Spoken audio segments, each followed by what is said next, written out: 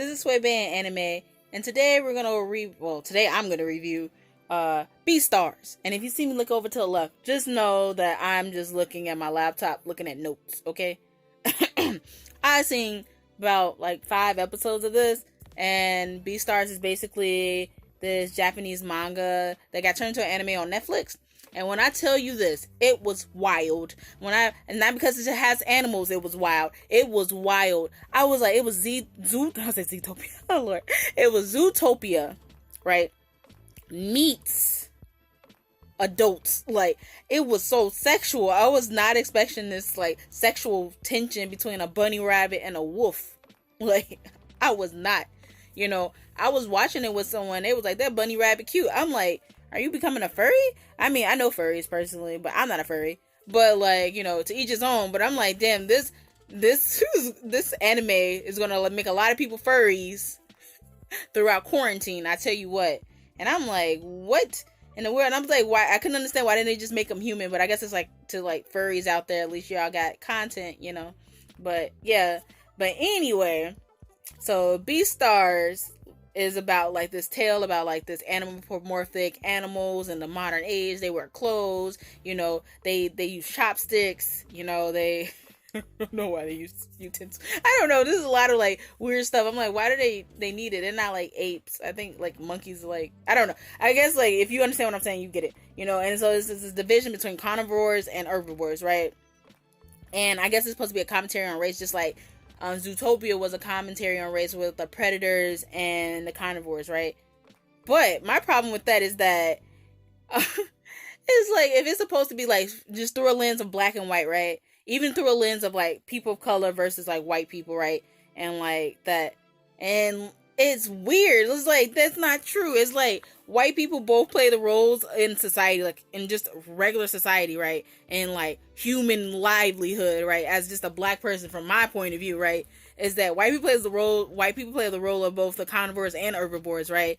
Because basically the carnivores in the show, they're like, I'm sorry, I'm like thinking, but basically the carnivores in the show, they're just basically like aggressive, but then they have to like hide their aggressiveness because they were once seen as like beasts, but now they're like calming down and they're trying to adjust to the society, and they're not necessarily trying to be known for what their ancestors were known for. And then like the herbivores on the other hand are like very traumatized by the predators from what the things that have been done to them, but they're also assholes too, and they like they're very prejudiced towards the herbivores, and they discriminate against them, and they're like pretty much racist. If there was a race, like if it was herbivores was a race and then carnivores was a race, the herbivores would be like the most racist. Like, and then like the carnivores are like internalized like racism. It was like weird.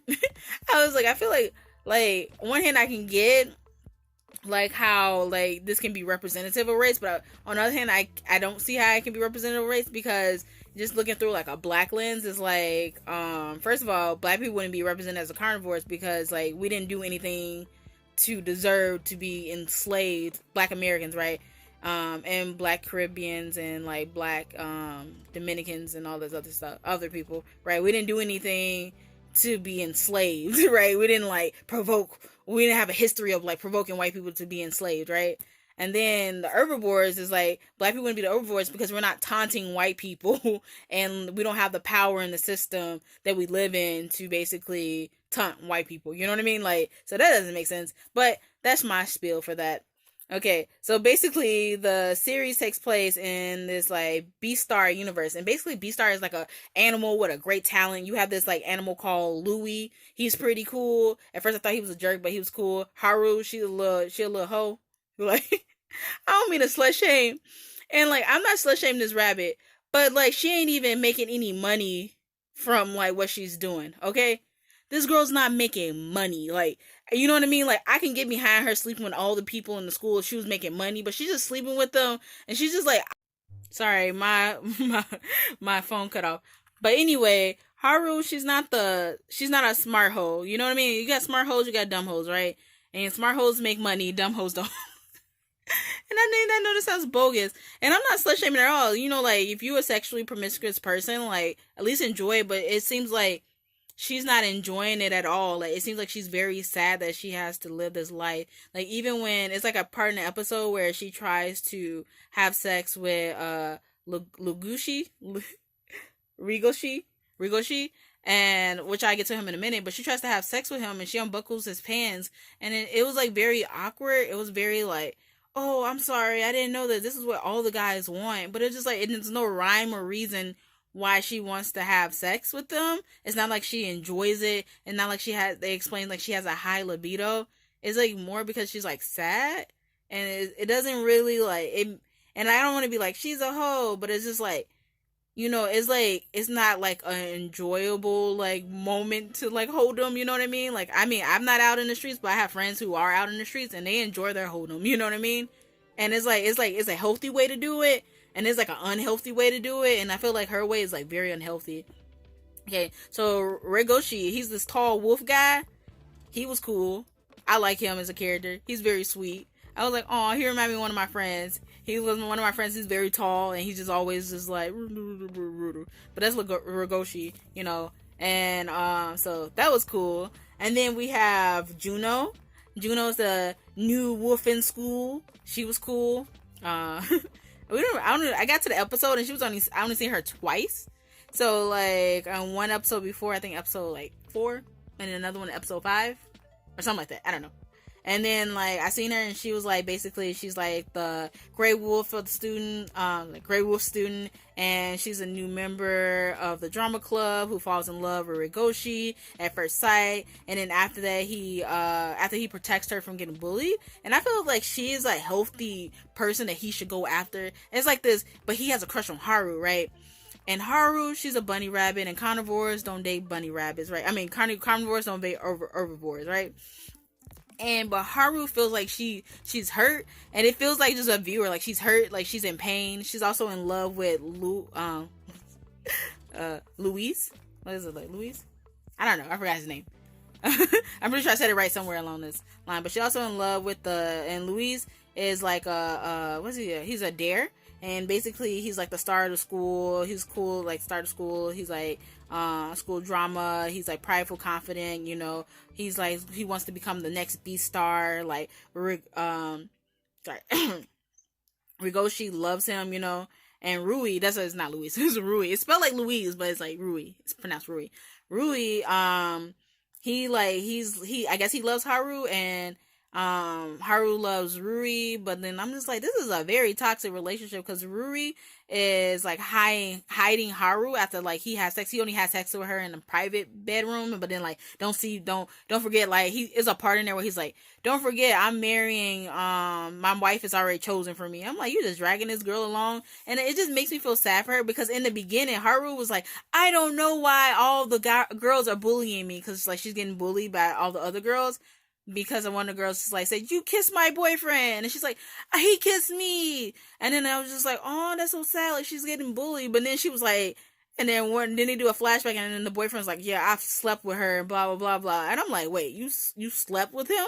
Like, that's it sounds consensual, like, under means of consent. Like, you slept with him consently, you did fuck her boyfriend, and if you fuck somebody's boyfriend, then I can see why they don't like you. Like, I'm sorry for messing with my hair. But, like, yeah. And I'm just like, why are you guys continuously doing... Like, I was like, why is Haru pretending to be all innocent when she actually antagonizing the girls at her school when she can... Like, why she's antagonizing the girls... I'm sorry, my phone cut off again. Sorry. But anyway, why she's antagonizing the girls at school when she knows, like, she continuously, like, sleeps with their boyfriends and flirt with their crushes and all this other stuff. And I'm just like, that's why they don't like you. But then the girls do take it too far where they're, like, actually bullying her. And then now I feel like she's just doing it at this point for revenge. Like, haha, I fucked your boyfriend. But then I just, like, she reminded me of this girl named Summer... Take 2. Sorry. She reminds me of this girl named Summer Bunny, who basically slept with Cardi B's husband Offset, and like Offset is also at fault. But then I think also like Summer Bunny knew that Offset was married, and it's a special place for people who intentionally like run after people's boyfriends and or husbands when they're actually in relationships. Like I guess like. Because I get it sometimes, like when some people husbands and like if the relationship is like over, you know what I mean? But if this person is like, I don't know. Like you get me is like it's a special place when you intentionally like going after these people who are married and stuff. Is like different if you didn't know and then you fell in love with him and then you didn't know that he was dating someone else, or you know like, or she was dating someone else, because girls do cheat too. But it was, I don't know, I feel like it's like, I think it's nuances to like cheating. But I think from the stance here, like people who, just the whole space for people who actually intentionally go after people's boyfriends who they know they're in a relationship with, you know, like, yeah, there's a special place in hell for you, like, you know. But anyway, Haru, I didn't tell you much about her. Basically, she's a small rabbit. Haru is a dwarf rabbit. She's known for her sexual promiscuity. Promiscuity? I can't say it. Jesus. I'm not good at English. Jesus. Promiscuity, and, at school, basically. She often finds herself being treated as a fragile individual by society and wants to be validated as a person. So I guess that's why she has a lot of sex, to have some type of control.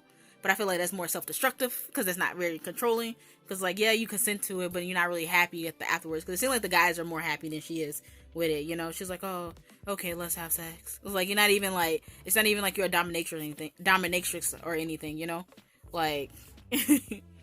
It's like, you're not making no money off of this. You're not, like, my thing is not even against, I'm not anti-hoe. I'm anti not making money off of things that you, like, you're going to be self-destructive, at least be smart, you know? At least make money off of it. At least have a career, so when you snap out of it, it's like, at least I made all this money.